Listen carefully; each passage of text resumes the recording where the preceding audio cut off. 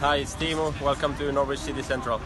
Hello everybody, Lewis, Norwich City Central, Norwich 0, Manchester United 1. Man United win the game through Ronaldo penalty, but that was a brilliant performance by Norwich, wasn't it? There was passion on the line. It was a game with lots of quality from Norwich. From the first minute to the last minute, they put United under all sorts of pressure, but football's all about putting the ball in the back of the net, and I'm absolutely gutted because Norwich deserved a lot more from that. And the worst player on the pitch was Ronaldo. He was absolutely shocking, but he has the penalty, he scores it, and it means Norwich lose the game. And Norwich deserved more, they needed more, and they didn't get it. So they, 16 games in, 10 points still. And I think under Daniel Farke, when we looked at it, we had, we were terrible in terms of at the back with Farke, and scoring goals we were terrible, creating chances we didn't create many.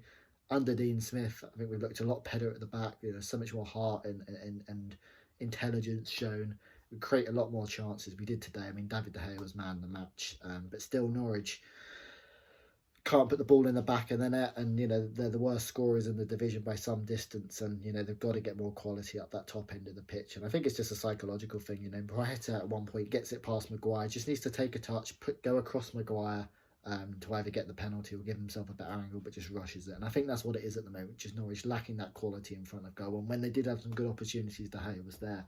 But I'd love to hear your thoughts down below in the comment section. In terms of the game, Norwich did absolutely brilliant. Having their two best players out in Norman and Rashida, COVID issues, injury issues. It wouldn't be Norwich City without a centre-back crisis, wouldn't it? And Gibson and Omar Bamidele, of course, were injured or potentially have COVID. I don't know yet. And then Grant Hanley gets injured during the game, and Jakob Sorensen has to play centre-back for the first time as a Norwich City player, and he did brilliant up against Ronaldo and Rashford. And so the game started. United had a free kick 13 minutes in. Darren England, I think the referee's name is, hideously poor and weak refereeing, succumbing to the big players. It was never a foul on the edge of the box, and Tellez' free kick comes off Sargent and hits the crossbar. And United had a couple of other decent opportunities in the first half. Ronaldo going through one-on-one, but just, he's one of the best players to ever played the game, but far off the pace from what he was a few years ago, and kind of messes up his shot, cuts inside, and it's easy save for Krul. Maguire header as well was well tipped over by Tim Krul. But on the whole, Norwich were in a really good shape in that first half of the 4-3-3. Sorensen came in and did excellent. Janulis was absolutely fantastic at left back. And that midfield three really worked really well throughout that first half and the whole game. And the standout for me was Lucas Rupp, who's had a fair bit of criticism, but absolutely brilliant in this game. And well done to him. And those three front players worked hard, but yet again, it's the case of Sargent and Borghetti just maybe lacking that quality in the final third.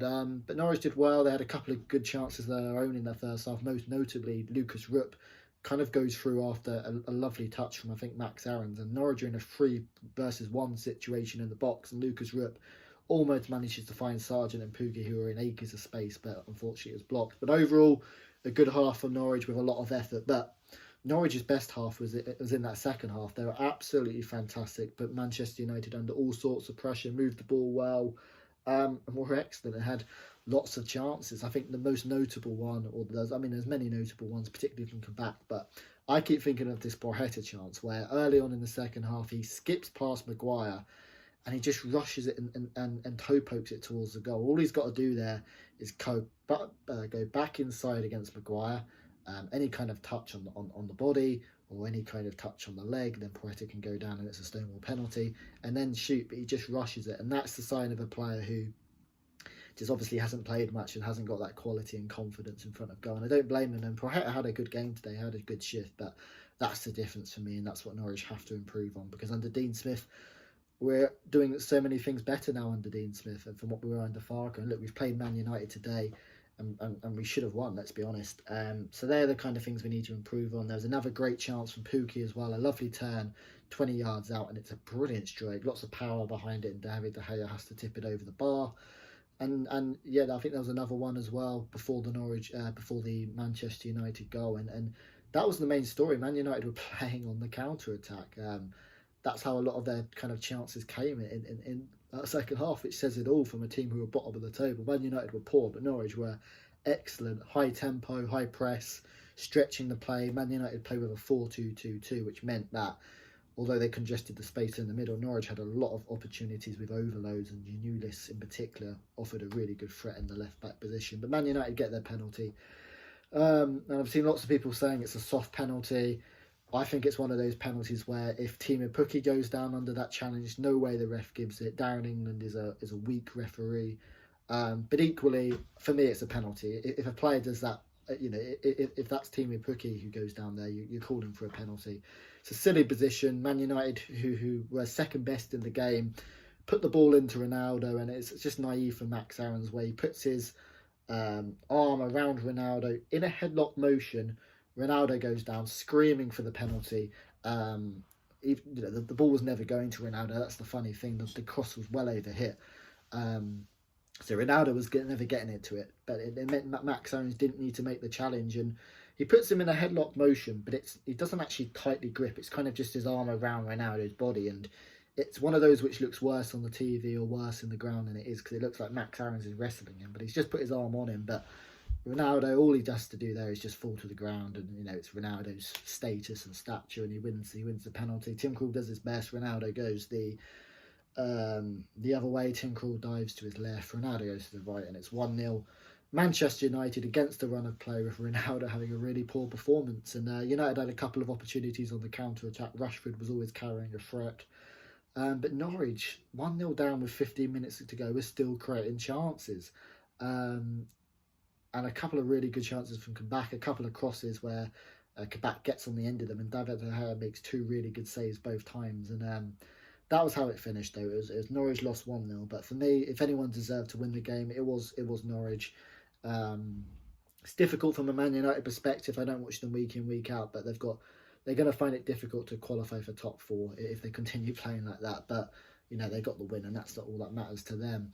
But Norwich did brilliantly well. We had the setback with the centre-backs, Omar Bamadeli and Gibson being injured before the game, and then Hanley's out. It looks like he's probably dislocated his arm or shoulder, and Sorensen comes in and does really well. Giannoulis was probably the pick of the bunch. He's been amazing at left-back, but so is Brandon Williams. Max Aarons, a naive moment from him cost us the game. The midfield 3 worked well, in particular Lucas Ripp, who was absolutely outstanding. Pukki worked hard, had a good opportunity saved on David De Gea, but Sargent and Poeta both worked really hard off the ball, but just on the ball in that final third. That's the reason why Norwich didn't win the game, because I think most teams in the Premier League would have.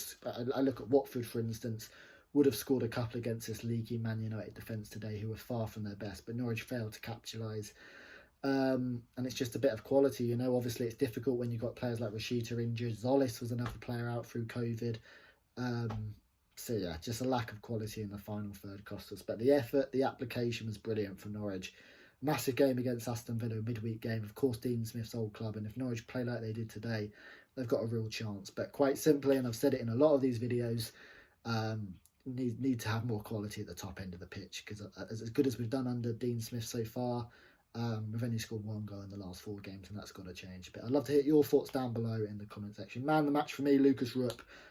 Who needs CR7 when you've got LR7? But yeah, that's my thoughts. I'd love to hear your thoughts down below in the comment section. Thank you for watching, and I'll see you later.